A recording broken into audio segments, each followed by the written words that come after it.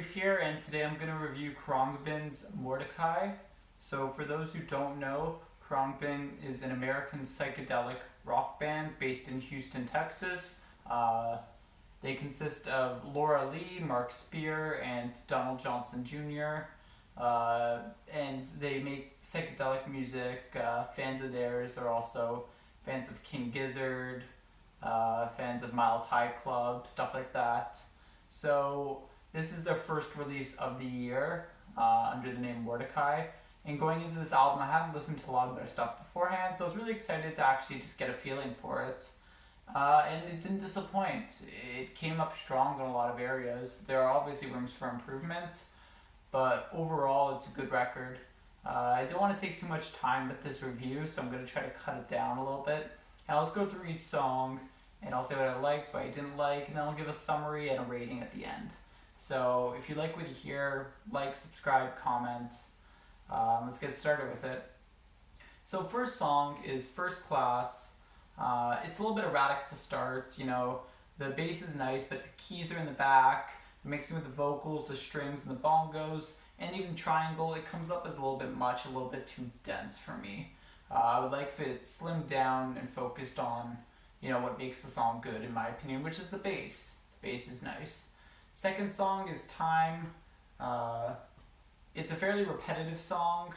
It goes over and over and over. It runs a little bit long as well, so because of the repetition and because of the length, it drags it out. But there are strong 70s vibes. I was getting a hint of Bee Gees in there, especially on the chorus. That's life, right? So the bass line, however, is great in the song, and I like when the bridge, they talk about that's life in all these different languages. It really shows how their music takes inspiration from so many different areas, which was really cool, right? You had it in Hebrew, you had it in Mandarin, so it's nice how they take inspiration from so many areas. Third song is Concise to Face, and this song is pretty much just a spoken conversation between two people, but the instrumental behind it is great. So the lyrics are a little bit all over the place as it shifts between the spoken words and the chorus.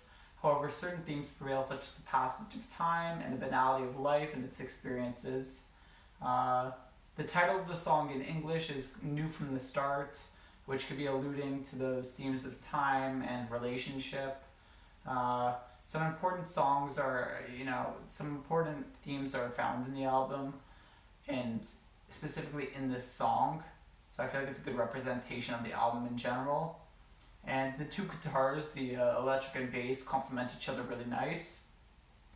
Moving on to Father Bird and Mother Bird. It's probably the best or one of the better songs in the album, as the bass is simple and repetitive, yet perfectly complements the guitar, and the drums and various percussions fit seamlessly into the song. And there are also the glimmering effects, which you would think would be a little bit disrupting, but they actually make it out to be really nice because they aren't too intrusive. Next song is If There's No Question, and it sounds similar to some of their older music in terms of style and didn't stand out to me too much. So I don't really think it's worth too much of a review, but it's very laid back. The guitar solo is nice, but the vocals are a little bit strong. Not anything stand out from them. However, Pelota, the next song, is probably the best song on the album. So Pelota is in Spanish, takes a huge variation from the English and French found before on the album, and it's extremely fast-paced compared to the rest of the album, which was actually really refreshing. You would think that having this fast-paced song may disrupt the listener, but it actually makes it really, really impassionate and a great song. The maracas and the clapping on the track just progress it forward. The song starts to lose steam as it continues, but it's only 2 minutes 40 seconds, so it really doesn't feel like anything, overly long and tedious. It's really nice. Next song is One to Remember, and this song's probably the worst song on the album. It comes up completely underwhelming after Pelota. Not only that, but it also samples a song found later in the album, so it really doesn't feel unique at all. I think it's worth a complete skip in my opinion. Dearest Alfred is the 8th song, and it follows in the steps of a relationship. The song talks about receiving a letter from a significant other and shows how value can be placed in the most simplistic things. So she's talking about this letter for the whole time and how much it means to her. It's a good song. It wasn't too substantial, but the psychedelic influence on the song definitely shines through with the melodic strings and the apathetic vocals. Ninth is So We Won't Forget, which is what the seventh song samples. And it's actually a really good song. However, I feel like it's diluted by the fact that another song, we already heard part of it in another song. It's a little bit disappointing that I couldn't just come into the song fresh and actually experience it for what it is. Instead, I have to hear it again, is what it feels like. But in general, it's a good song as well.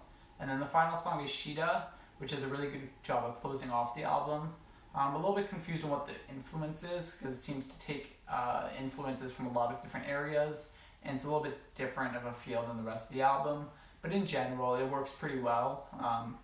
The woodwinds complement the guitars beautifully, and it feels like a proper send-off and goodbye, and leaves an overall good taste in your mouth.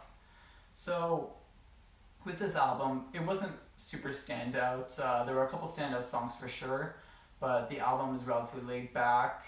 You know, it sounds like pretty classic Khruangbin in terms of the psychedelic rock and laid back style. It's a relatively cohesive album. It runs through themes of friendship, relationships, and time passing. And while some of the songs might come off as passive, there are definitely standout songs worth listening to. In my opinion, the best songs are Pelota, Shida, and Connaissance de Face. And if I were to give it a rating, I would give it 6 out of 10, just because it has a lot of room to improve as well. I feel like there's some really weak tracks on here, but I don't want that to discount the uniqueness of what Khruangbin is doing, and also some of the great songs on the album. So if you agree with my rating, if you don't agree with my rating, leave a comment below. If you want to see more, if you want to see less, leave a comment below. And thanks for watching. See you.